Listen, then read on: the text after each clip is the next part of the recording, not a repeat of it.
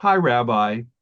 I just saw another post today from another friend about Zionists and Zionism. What what is it about Zionism that is now it's a dirty word in so many people's mouths? And it's become a litmus test.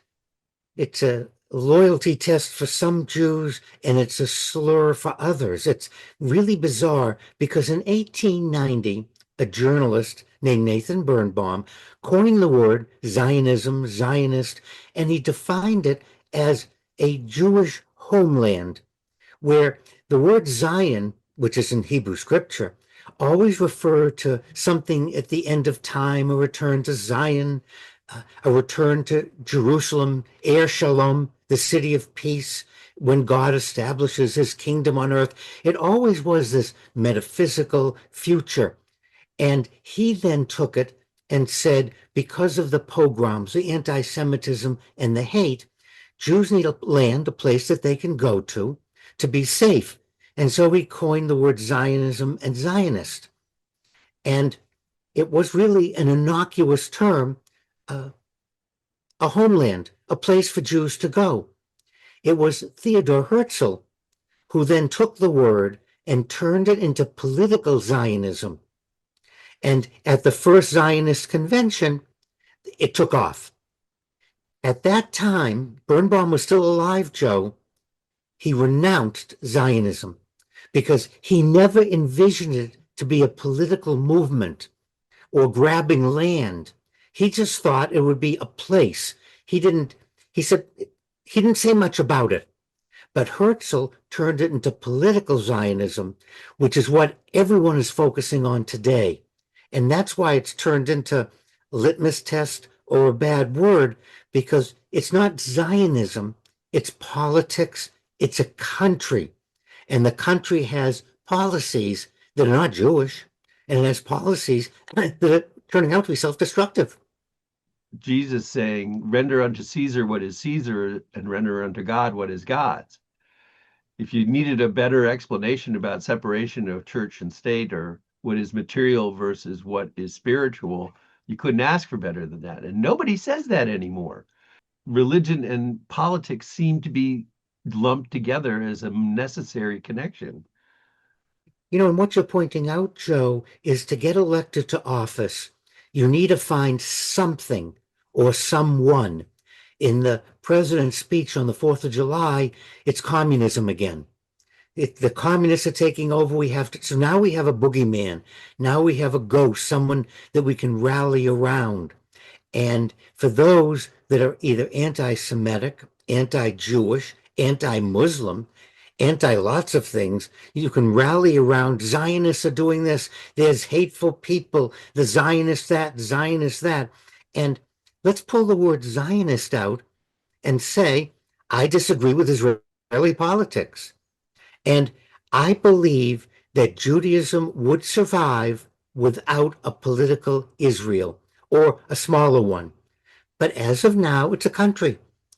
And Iran wants to continue to put missiles in Lebanon to attack Israel. That's totally unacceptable. No country in the known universe would allow an enemy nation to establish missiles on its border.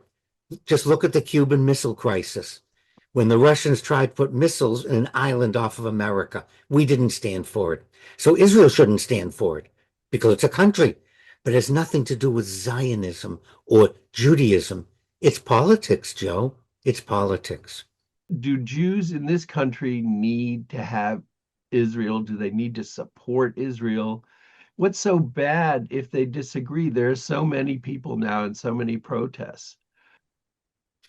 My reform movement officially was anti-Zionist for its first 50 years of existence in the United States. Orthodox Judaism supported the state of Israel. About 50, 60 years later, they flipped. Orthodox is against the founding of the state of Israel because only the Messiah can bring about a Jewish homeland, a Jewish homeland. That's the idea of the end of time, not a political place. And Reform Judaism started supporting political Zionism. And that's the dilemma we're caught in, Joe. is this political Zionism, is it necessary?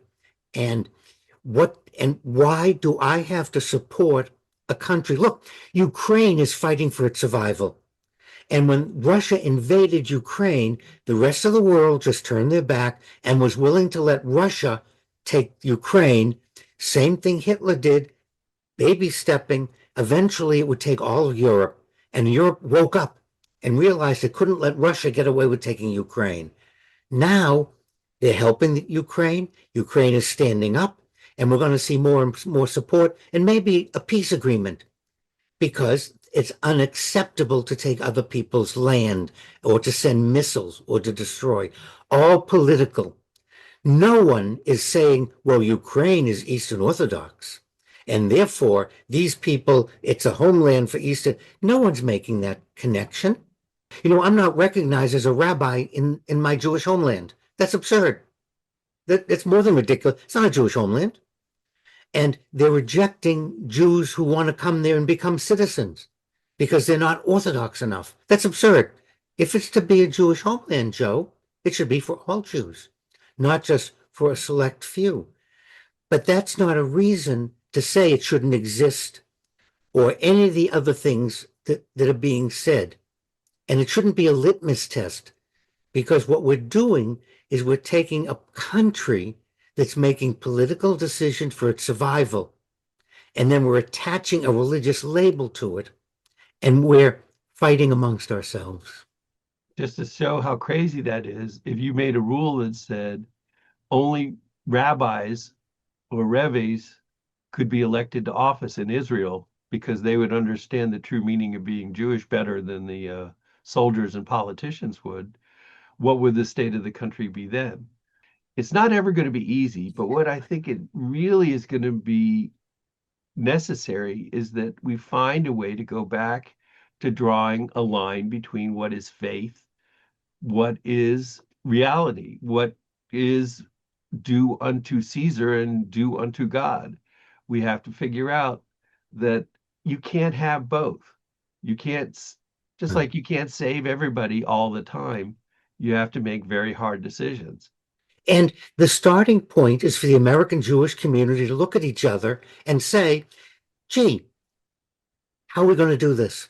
How can we have a political country? A country needs a strong army for both defense and offense. No country has ever existed on our planet that was solely pacifist. It just gets overrun. So an army is needed. Police are needed. Lots of things are needed. We need to figure out a way of how to maintain a middle of the road, a balance. And that's a lesson we don't seem to be learning, because here in the United States, we're slipping down into not separating church and state. And the serious part is only one religion. This group says only one religion should be recognized, not all religion. And that just compounds the problem. Not only is there no separation of church and state, they're declaring only their church should be in charge of the United States. And historically, it doesn't have a good outcome, Joe. Well, let's continue to be positive and, dare I say, pray for a solution that fixes everything. I'm not asking God for any favors. I'm just asking God for patience and wisdom to help me figure out what to do.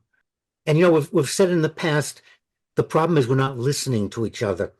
I can get hits by being anti this, and I can promote hate and get 1 million followers. But that always leads to a disaster, Joe. It's time to look at each other and say, there are many different solutions. What can we work on together? How can we make this truly a country, the United States, where we have a separation of church and state?